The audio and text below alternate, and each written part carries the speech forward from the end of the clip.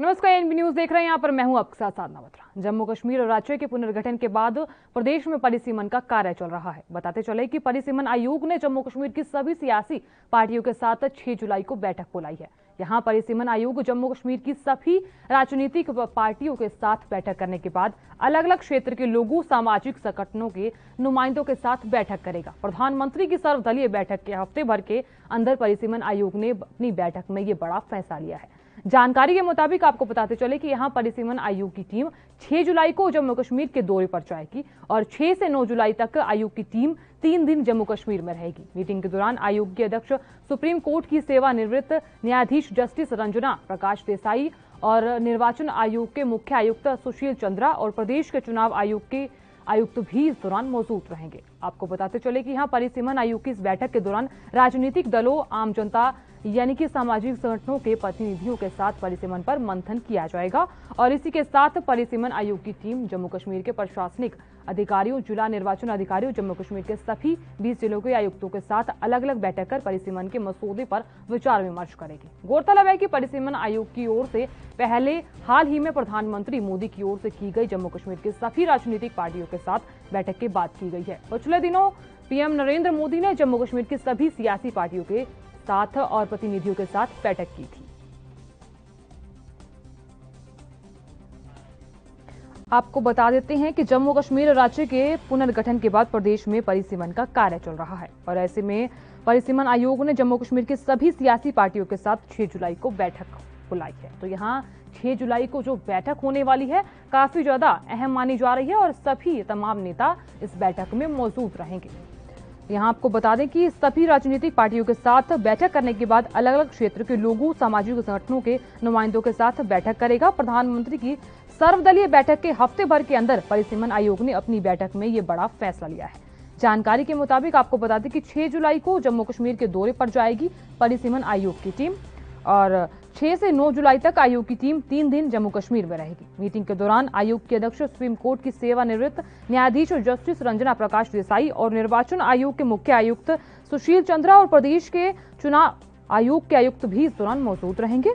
जानकारी के मुताबिक आपको ये भी बताते चले कि यहाँ परिसीमन आयोग की इस बैठक के दौरान राजनीतिक दलों, आम जनता यानी कि सामाजिक संगठनों के प्रतिनिधियों के साथ परिसीमन पर मंथन किया जाएगा। तो यहाँ आयोग के साथ 6 जुलाई को बैठक होने वाली है, काफी ज्यादा अहम मानी जा रही है। अब देखना बेहद ही दिलचस्प होगा कि जो अलग अलग क्षेत्रों के लोगों के साथ बैठक होगी कितनी ज्यादा दिलचस्प होगी। और कोरोना काल में दिल्ली एनसीआर में बढ़ती महंगाई ने रिकॉर्ड तोड़ दिया है और ऐसे में पेट्रोल और डीजल तो शतक लगाने का उतावला नजर आ रहा है, लेकिन यहाँ इस बीच दूध की कीमतों ने भी बड़ा झटका दिया है। बता दें कि देश भर में दूध और दूध से बने प्रोडक्ट्स की बिक्री करने वाले गुजरात सहकारी दुग्ध विपणन फेडरेशन ने अपनी सभी ब्रांड के दूध की कीमतों में 2 रुपए प्रति लीटर बढ़ाने का ऐलान किया है। ये बढ़ी हुई कीमतें बृहस्पतिवार से लागू हो गई है। इसके तहत आपको बताते चले कि दिल्ली एनसीआर के उपभोक्ताओं को अमूल के फुल क्रीम दूध के लीटर पैकेट के जब पहले 55 रुपए देने होते थे, तो अब आपको ये जानकारी देते चले कि 57 रुपए अब आपको चुकाने पड़ेंगे, लेकिन फुल क्रीम दूध के आधा लीटर पैकेज के लिए 29 रुपए चुकाने होंगे।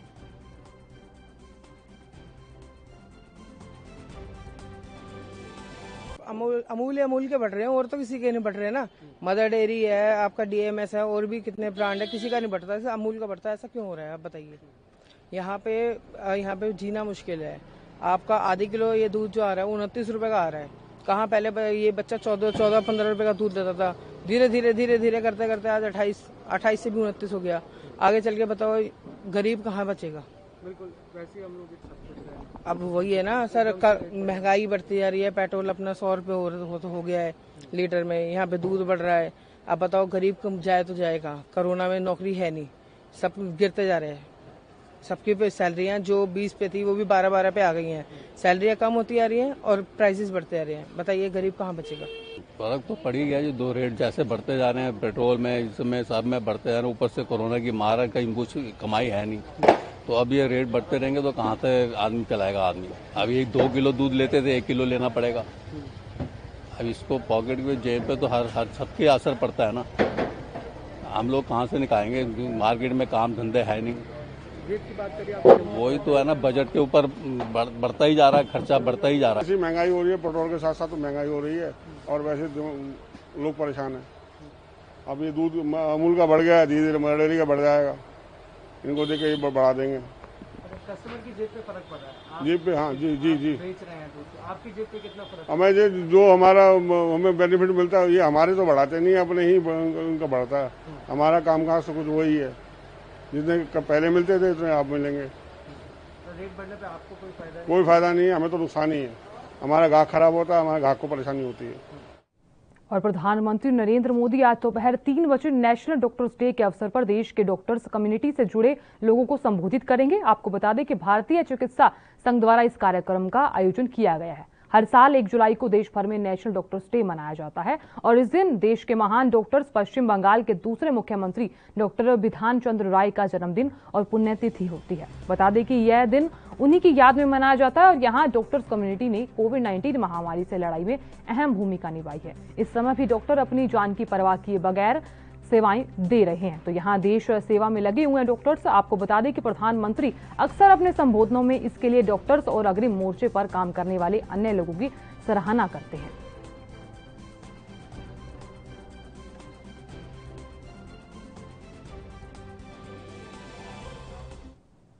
ओडिशा के सीएम नवीन पटनायक ने कोरोना काल में किसानों की मदद के लिए पैकेज के तहत राशि बांटी है। आपको बता दें कि कालिया आजीविका आय वृद्धि के लिए कृषक सहायता योजना के तहत भूमिहीन किसानों के लिए 386 करोड़ रुपए की मदद की जा रही है। राज्य सरकार के अनुसार 18 लाख पंजीकृत किसान इस योजना से लाभान्वित होंगे और पैसा सीधे उनके बैंक के खातों में जाएगा।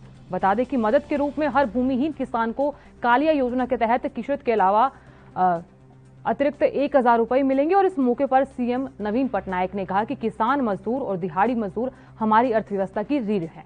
और इस बीच ये भी कहा गया कि हम कृषि क्षेत्र की सभी सफलताओं के पीछे भूमिहीन किसानों के बलिदान का सम्मान करते हैं। मैंने लगातार एम स्वामीनाथन की सिफारिशों को लागू करने की मांग की है और उस वक्त तक करते रहेंगे जब तक इसे पूरा नहीं किया जाता।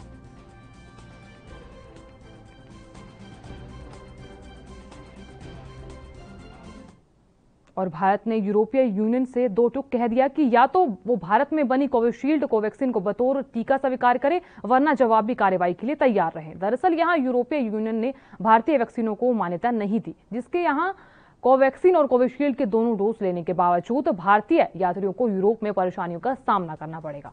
बता दें कि क्वारंटीन रहना होगा उन्हें। और इधर जानकारी के मुताबिक विदेश मंत्रालय के सूत्रों के हवाले से कहा गया है कि अगर ईयू ने अपना रुख नहीं बदला तो भारत भी वैक्सीनेशन सर्टिफिकेट को लेकर जवाबी नीति लागू करेगा। मतलब यह है कि यूरोप में किसी व्यक्ति को लगी वैक्सीन को भारत भी नहीं मानेगा और यूरोप से आने वाले यात्रियों को भारत आने पर क्वारंटीन से छूट नहीं मिलेगी। बताते चले कि कोविड वैक्सीन पासपोर्ट वो सुविधा है जिसमें वैक्सीन की दोनों डोज लेने के बाद उसे डिजिटल पासपोर्ट से लिंक कर दिया जाता है और इसके अलावा छूट भी दी जाती है।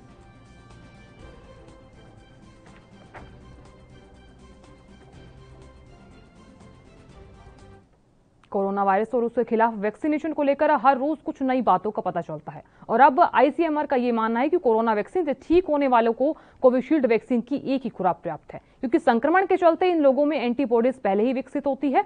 और उधर वैज्ञानिकों ने बताया कि स्थिति में ऐसे लोगों को टीके की दोनों खुराक देने की जरूरत नहीं है। इधर आईसीएमआर ने यह रिपोर्ट असम और जम्मू कश्मीर के मेडिकल संस्थानों में स्टडी के आधार पर दी। जानकारी के मुताबिक आपको बताते चलें कि अगर इस सलाह पर सरकार ध्यान देती है तो वैक्सीन की कमी के बीच टीकाकरण में तेजी लाई जा सकती है, क्योंकि दूसरी लहर देश की आबादी संक्रमण की चपेट में आई है।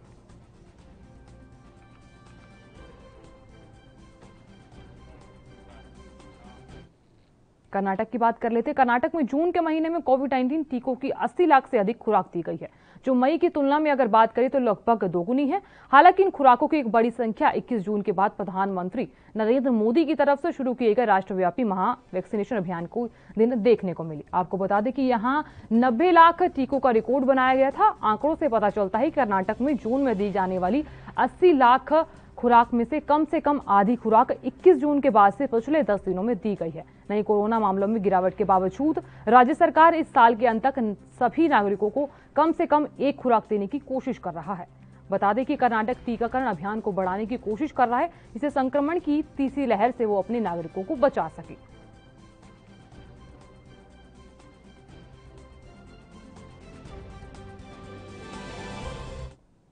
और और एनआईए ने पिछले साल अगस्त में बेंगलुरु में हुए दंगा मामले के कथित मुख्य साजिशकर्ता को गिरफ्तार कर लिया है।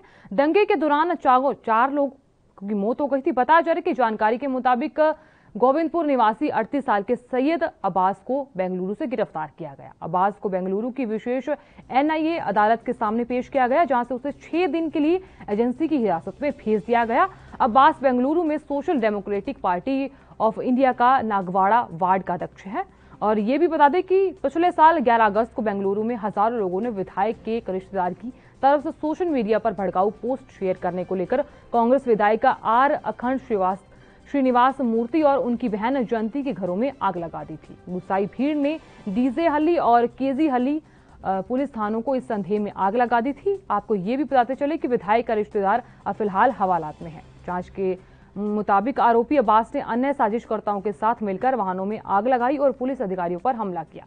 इस मामले में कर्नाटक हाईकोर्ट ने इसी महीने 16 जून को पिछले साल अगस्त में पूर्वी बेंगलुरु में हुए दंगों में कथित मुख्य रूप से यूएपीए के तहत आरोपी 115 लोगों को डिफॉल्टर के तहत जमानत दे दी थी। साथ ही न्यायमूर्ति एस विश्वनाथ शेठी ने नवंबर 2020 में एक निचली अदालत के आदेश पर रोक लगा दी थी, जिसमें राष्ट्रीय जांच एजेंसी को 12 अगस्त को आरोपियों की गिरफ्तारी के 90 दिन बाद मामले की जांच पूरी करने के लिए अतिरिक्त समय दिया गया था।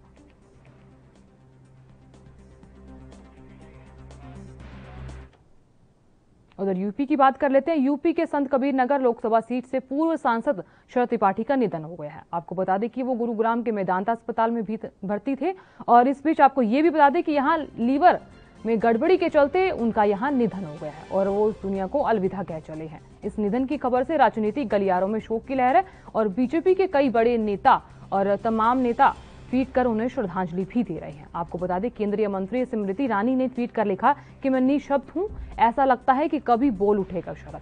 चल दीदी क्षेत्र में कार्यक्रम करना है, चल गया, ईश्वर शरद त्रिपाठी जी की आत्मा को शांति दे। तो उन्होंने साफ तौर पर कहा कि ईश्वर शरद त्रिपाठी जी की आत्मा को शांति दे। वहीं यूपी बीजेपी प्रमुख स्वतंत्र देव सिंह ने भी अपनी साथी के जाने का शोक व्यक्त किया है। उन्होंने कहा कि पूर्व सांसद और बीजेपी के वरिष्ठ नेता श्री शरद त्रिपाठी जी के निधन के समाचार से स्तब्ध हूं। ईश्वर दिवंगत आत्मा को अपने श्री चरणों में स्थान दे, परिजनों को यह दुख सहने का संबल प्रदान करे।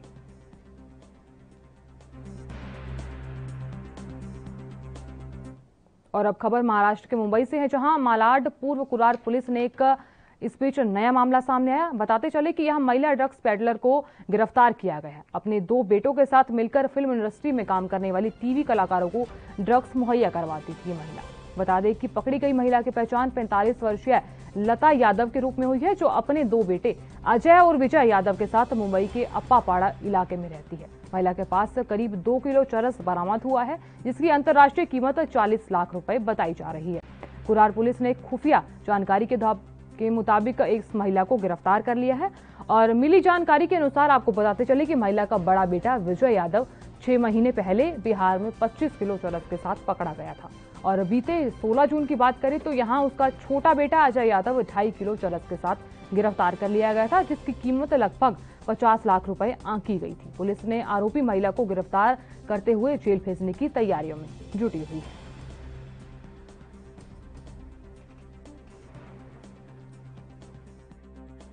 मलाड की कुरार पुलिस ने एक महिला ड्रग्स पेडलर को गिरफ्तार किया है, जो न सिर्फ ड्रग्स बेचने का काम करती थी बल्कि अपने पूरे परिवार के साथ ड्रग्स के कारोबार में संलिप्त पाई गई थी। आपको तस्वीरें बता दें कि ये वही ड्रग्स है जो महिला के पास से बरामद किया गया। हालांकि यह महिला जो है उस इलाके में ड्रग्स की सप्लाई करने के उद्देश्य से आई थी, जिसकी जानकारी के बाद मुंबई की कुरार पुलिस ने कार्रवाई की। उसके पास से बड़ी संख्या में ड्रग्स बरामद किया, जिसकी कीमत करीब 40 लाख रुपए बताई जा रही है।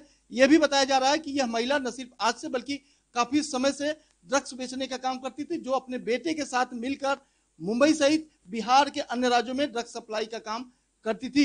इस पूरी जानकारी के लिए हमारे साथ यहाँ के वरिष्ठ पुलिस निरीक्षक प्रकाश वेले जी हैं कि किस तरह से पूरा महिला का परिवार ड्रग्स के कारोबार में संलिप्त था और किन किन तरीकों से उनके दोनों बेटे सहित उसकी मां को पकड़ा गया। कल 28 तारीख को शाम को 5:30 बजे हमारे डिटेक्शन स्टाफ को इन्फॉर्मेशन मिली थी कि अप्पापाड़ा में एक लता यादव करके एक औरत रहती है और वो चरस, ये जो ड्रग्स है, ये इसका पोजीशन मतलब उसके पास है ये, और ये सेल वगैरह करता है। ऐसी इन्फॉर्मेशन मिली थी। वो इन्फॉर्मेशन के तहत हमारे पीआई पन्नाड़े, एपीआई भोए हमारे लेडीज़ ऑफिसर पाटिल और हमारे डिटेक्शन स्टाफ इन्होंने वहाँ पे जाके वो औरत को पकड़ा, तो उसके पास हमें एक 2 kg चरस मिला जिसकी कीमत 8,29,000 है और अंतर्राष्ट्रीय मार्केट के अनुसार इसकी कीमत 40 लाख है। और खबर यूपी के बस्ती से है, जहां पुलिस और बदमाशों के बीच मुठभेड़ सामने आई। मुठभेड़ में 2 बदमाश और एक सिपाही घायल हो गए हैं। बताते चले कि यहाँ जानकारी के मुताबिक ये जानकारी निकल कर आई है कि एंटी नारकोटिक, एंटी व्हीकल और लालगंज पुलिस संयुक्त टीम का ये ऑपरेशन था, जिसमें यहाँ 2 बदमाशों सहित एक सिपाही घायल हो गए हैं और जिन्हें अस्पताल में भर्ती भी कराया गया है। तो बदमाशों की पहचान चंदन, निषाद और दीपक चौधरी के रूप में हुई है। वहीं घायल सिपाही की पहचान रमेश गुप्ता के रूप में हुई है। बताते चले कि बदमाश और महसूस देशी शराब की दुकान में लूट की घटना में शामिल बताया जा रहा है।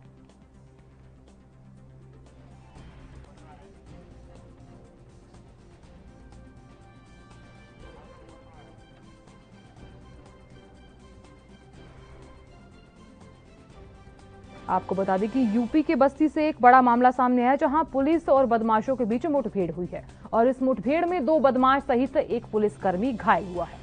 ये बड़ी जानकारी आप तक पहुंचा रहे हैं और मामला यूपी के बस्ती का बताया जा रहा है, जहां मुठभेड़ में 2 बदमाश और एक सिपाही घायल हुए हैं। और जानकारी के मुताबिक आपको बताते चले कि एंटी नारकोटिक, एंटी व्हीकल और लालगंज पुलिस की संयुक्त टीम का ये बड़ा ऑपरेशन था और इस बीच एक सिपाही भी घायल बताया जा रहा है और सिपाही जो घायल हुआ है उसको अस्पताल में भर्ती कराया गया है। ये अहम जानकारी निकलकर सामने आई है। आपको बता देते हैं कि बदमाशों की पहचान चंदन, निषाद और दीपक चौधरी के रूप में हुई है। वहीं घायल सिपाही की पहचान रमेश गुप्ता के रूप में हुई है। आपको ये भी बताते चले कि बदमाश महसूस देशी शराब की दुकान में लूट की घटना में शामिल बताए गए हैं।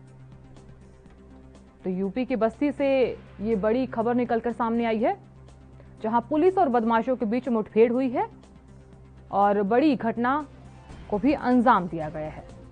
बता दें कि ये मुठभेड़ में 2 बदमाश और एक सिपाही घायल हुए हैं।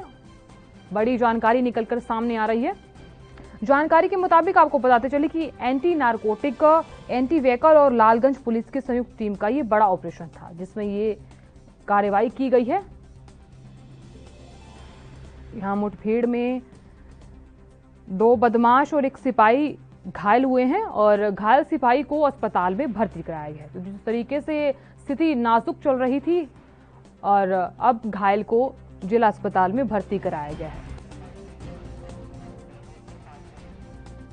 और इस खबर पर तमाम जानकारी देने के लिए धर्मेंद्र पांडे हमारे साथ जुड़ चुके हैं। धर्मेंद्र, जिस तरीके से पुलिस और मुठभेड़ में यहाँ मामला सामने आया है कि बताया जा रहा है कि एक सिपाही भी घायल हुआ है, क्या कुछ जानकारी?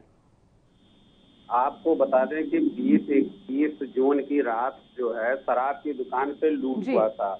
लूट की जो है जानकारी पुलिस वाले कर रहे थे जी। तभी बदमाशों से मुठभेड़ हो गई। मुठभेड़ में एक सिपाही को गोली लगी है, 2 बदमाश घायल हुए। घायलों को जिला हॉस्पिटल जो है भर्ती कराया गया है, जहां उनका इलाज चल रहा है। मौके पर जिले के आला अधिकारी भी पहुंच चुके हैं। जी, जिस तरीके से यहाँ मुठभेड़ में 2 बदमाश घायल हुए हैं और बताया जा रहा है कि एक सिपाही भी घायल हुआ। फिलहाल जो घायल है उसकी स्थिति नाजुक है। जी।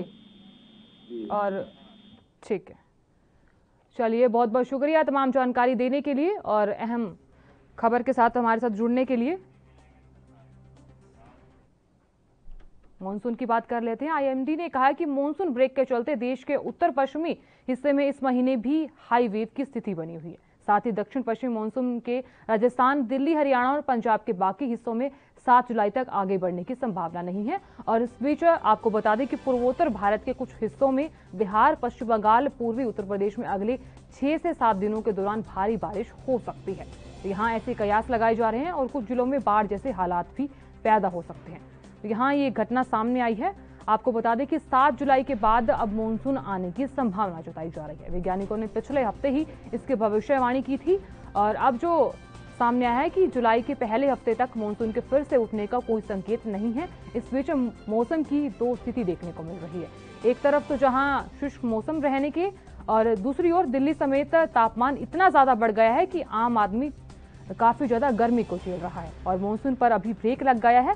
आपको बता दें कुछ राज्यों में तो जल्द बारिश होगी, लेकिन यहाँ कुछ राज्यों में अभी हालात नाजुक बने हुए हैं। इस तरीके से गर्मी का मौसम है और आम आदमी काफी ज्यादा गर्मी से परेशान है।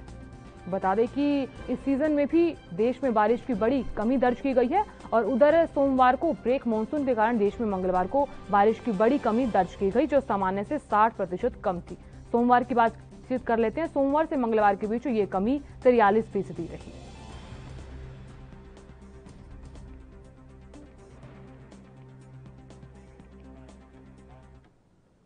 तो यहाँ मानसून की बात कर लेते हैं। तो यहाँ मानसून की पहले भी बात की हमने और इस समय बिहार और पूर्वी उत्तर प्रदेश में मेहरबान और बारिश का मौसम बना हुआ है, मगर यहाँ दिल्ली और उत्तर भारत के हिस्सों को अब भी मानसून का इंतजार है। बिहार में 1 जुलाई तक बारिश का अनुमान लगाया जा रहा है और दिल्ली के लोगों को मानसून के मौसम में लू के थपेड़ों का सामना करना पड़ रहा है। बताते चले कि पिछले कई दिनों से दिल्ली में रहने वाले लोगों को काफी ज्यादा गर्मी का सामना करना पड़ रहा है और दिल्ली वासियों को राहत नहीं दे रही गर्मी। इस बीच बारिश ना होने के कारण यहाँ लोग काफी ज्यादा परेशान हैं और ये भी बता दें कि बिहार में भारी बारिश की चेतावनी दे दी गई है और इधर दिल्ली में भीषण गर्मी है।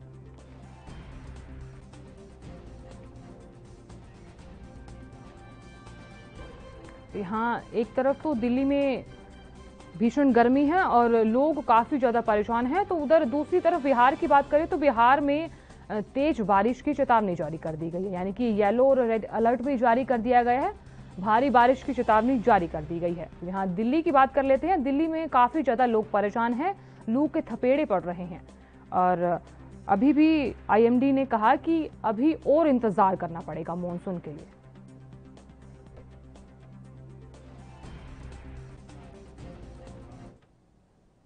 कनाडा की बात कर लेते हैं। गर्मी ने सारे रिकॉर्ड तोड़ दिए हैं और ठंडे कनाडा में पारा 50 डिग्री के करीब पहुंच गया है। गर्मी का आलम यह है कि शुक्रवार से लेकर सोमवार तक कनाडा में वैंकूवर के करीब 250 लोगों की मौत हो गई और इस बीच जानकारी के मुताबिक मरने वालों में ज्यादातर बुजुर्ग हैं। अधिकतर मौतों की वजह लू लगना बताया जा रहा है और तस्वीरों में आप साफ तौर पर देख भी सकते हैं। यहाँ गुरुवार को वैंकूवर से 250 किलोमीटर दूर ब्रिटिश कोलंबिया के लिटन में लगातार तीसरे दिन पारा 49.5 डिग्री दर्ज किया गया, जो कि रिकॉर्ड है कि नॉर्मल तापमान से करीब 25 डिग्री ज्यादा है।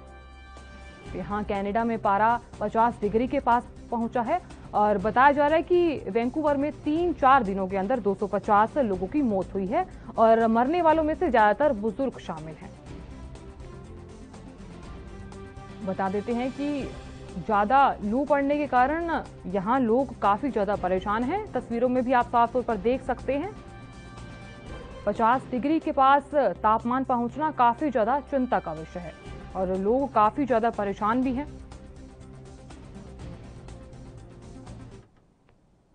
फिलहाल के लिए इतना ही। आप देखते रहिए ANB न्यूज़। नमस्कार।